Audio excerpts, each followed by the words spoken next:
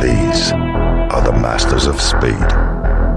This is Formula One.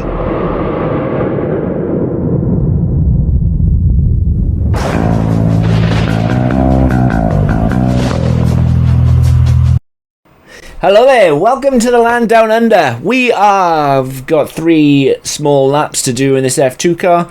The race setup is at the end as always. Hit that like button, hit the subscribe button, and let's go and do a couple of laps around Australia. So, as always, you need to get the start nailed. 5 red lights.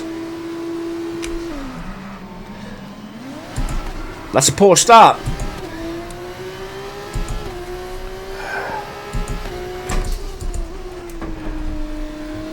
Bit of wheel banging with O'Sullivan.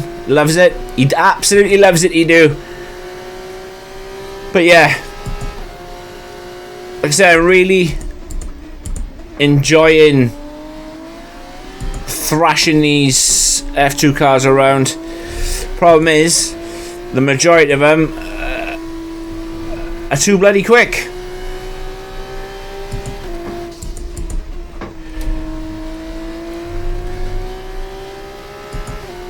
Obviously, you need the front end downforce. Like, I'll explain more in the setup after this.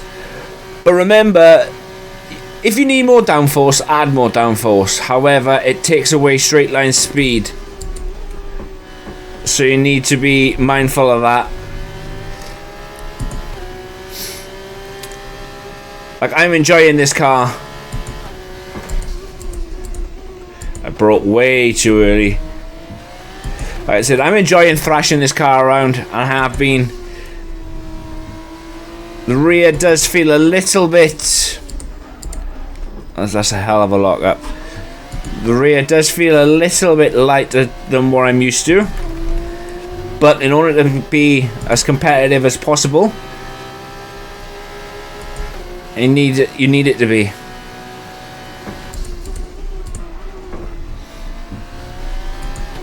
But if you guys need more downforce, add it.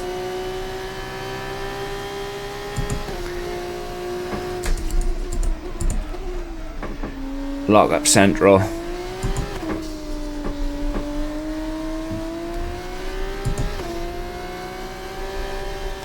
But no, I'm really enjoying these F2 cars. They're probably, you know, and credit where credit's due, these are probably the best F2 cars I've ever driven. Like, go back and watch last year's setup videos that I did, and all I screamed was understeer, understeer, understeer, as O'Sullivan's trying to send it, and thought better of it. But yeah, these cars,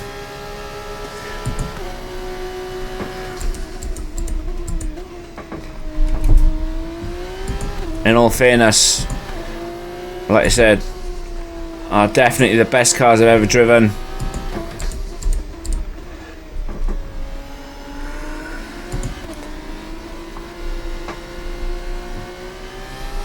Very predictable as well. There doesn't seem to be any lag from gear changes.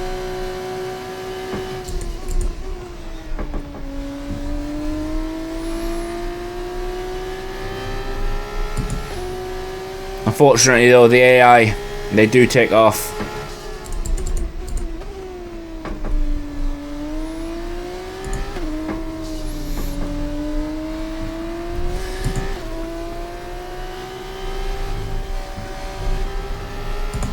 Like I said, enjoying it. That's the track limits. That's what happens when you miss your braking point. It's all good though. Obviously, these F2 cars, they don't carry the same amount of downforce, they don't carry the same amount of speed.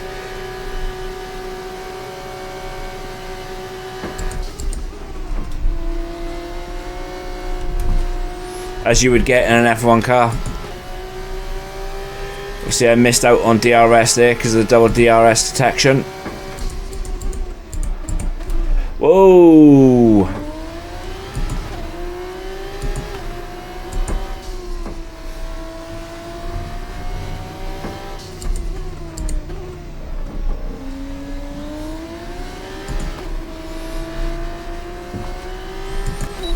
But yeah, this has been Australia. The setup's coming next. Hope it helps. So this is the way I've gone for the Australia setup then, and like all setups, I really hope they help. And if you like this setup, hit that like button, hit the subscribe button, because we've got more setups to come. That's the full dries and wets. But Australia setup then, I've gone with 23 on the front wing and 12 on the rear. It's quite low, I know, but you need that low downforce on the rear for the long straights. Even with the long straights, I got the AI set at 105, and if you want me to prove that, I will. But the AI are rapid, they really are. Got the front wing where it needs to be, because you need obviously the front end extremely nimble, and you've got the rear wing of 12. If you need more downforce, by all means take it up to 14. You could even go 24, 14. I wouldn't recommend taking the gap much higher than plus 12, because it causes the car to act strangely. But yeah, 2312 is what I've gone with for this setup. But obviously, if you need more downforce, add more downforce. If you need less downforce, take it away. On the transmission, I've gone with 25 on, 75 off. It seems to work. Works really well. No dramas with that. On the suspension geometry, as always, it is left, left, left, left.